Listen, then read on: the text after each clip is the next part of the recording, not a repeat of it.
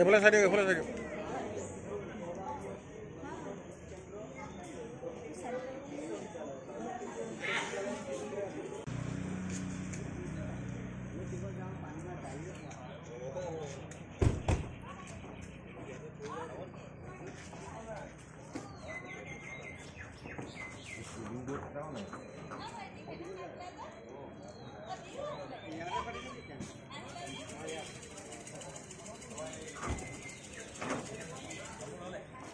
সদায় দি আহিছোঁ প্ৰথমবাৰৰ কাৰণে মানে এটা সাধাৰণ নিৰ্বাচনত বিধায়ক হিচাপে ভোট দিছোঁ।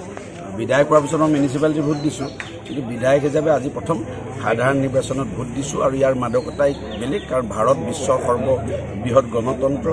ইয়াত প্ৰায় 100 কোটি মানুহে ভোটদানে সাব্যস্ত কৰে।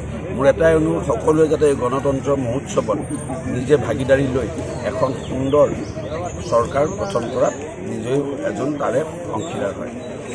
আৰু যদি কোৱা হয় যে যিটো কোৱা হৈছিল যে বিজেপিৰ যিটো ঢৌৰ কথা কৈ থকা হৈছিলে, আপুনি তেনেকুৱা ধৰণৰ ভাবিছে? সুন্দৰকৈ ইলেকশ্যনটো পাৰ হৈ গৈছে। পুলিং ষ্টেচনৰ মাজত আৰু বিজেপি কংগ্ৰেছ হোৱাটো ঠিক নহয়, কিন্তু আমি যেনেদৰে মই এটা ৰাজনৈতিক দলৰ সদস্য হিচাপে বা কাৰ্যকৰ্তা হিচাপে যি ধৰণে ইলেকশ্যনটো আগুৱাই নিছিলোঁ বা যি ধৰণে কেম্পেইন নিছিলোঁ, তাত আমি সফল হৈছোঁ বুলি মই অনুমান কৰোঁ। ইয়াৰ পিছত আপুনি ভোট কেন্দ্ৰলৈ যাব নেকি?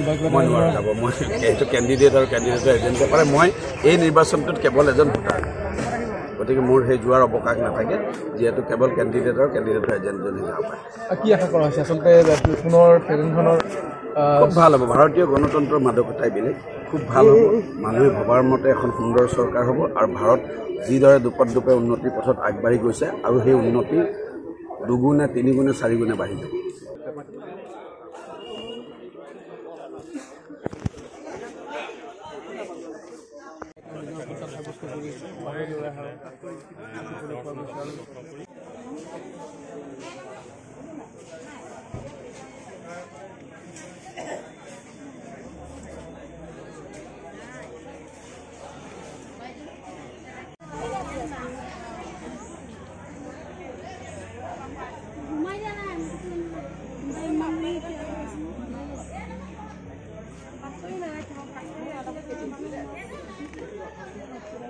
এফালে চাই দিয়ক, এফালে চাই দিয়ক।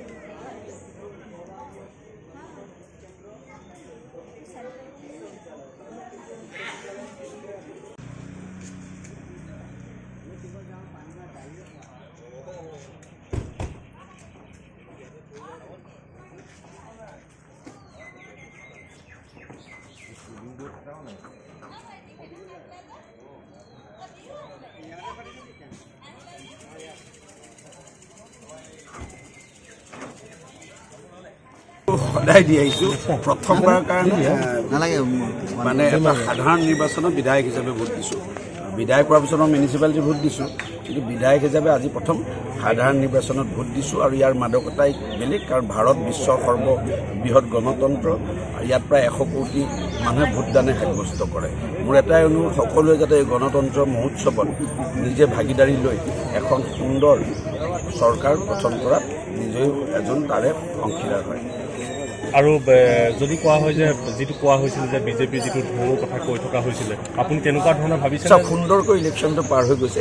পুলিং ষ্টেচনৰ মাজত আৰু বিজেপি কংগ্ৰেছ হোৱাটো ঠিক নহয়, কিন্তু আমি যেনেদৰে মই এটা ৰাজনৈতিক দলৰ সদস্য হিচাপে বা কাৰ্যকৰ্তা হিচাপে যি ধৰণে ইলেকশ্যনটো আগুৱাই নিছিলোঁ বা যি ধৰণে কেম্পেইন নিছিলোঁ, তাত আমি সফল হৈছোঁ বুলি মই অনুমান কৰোঁ। ইয়াৰ পিছত আপুনি ভোট কেন্দ্ৰলৈ যাব নেকি? মই নোৱাৰো যাব, মই এইটো কেণ্ডিডেট আৰু কেণ্ডিডেটৰ এজেণ্টে পাৰে। মই এই নিৰ্বাচনটোত কেৱল এজন ভোটাৰ, গতিকে মোৰ সেই যোৱাৰ অৱকাশ নাথাকে, যিহেতু কেৱল কেণ্ডিডেট আৰু কেণ্ডিডেটৰ এজেণ্টজনে যাব পাৰে। কি আশা কৰা হৈছে আচলতে পুনৰ ট্ৰেইনখনৰ? খুব ভাল হ'ব। ভাৰতীয় গণতন্ত্ৰৰ মাদকতাই বেলেগ, খুব ভাল হ'ব। মানুহে ভবাৰ মতে এখন সুন্দৰ চৰকাৰ হ'ব, আৰু ভাৰত যিদৰে দুপে উন্নতিৰ পথত আগবাঢ়ি গৈছে আৰু সেই উন্নতি দুগুণে তিনিগুণে চাৰিগুণে বাঢ়ি যাব।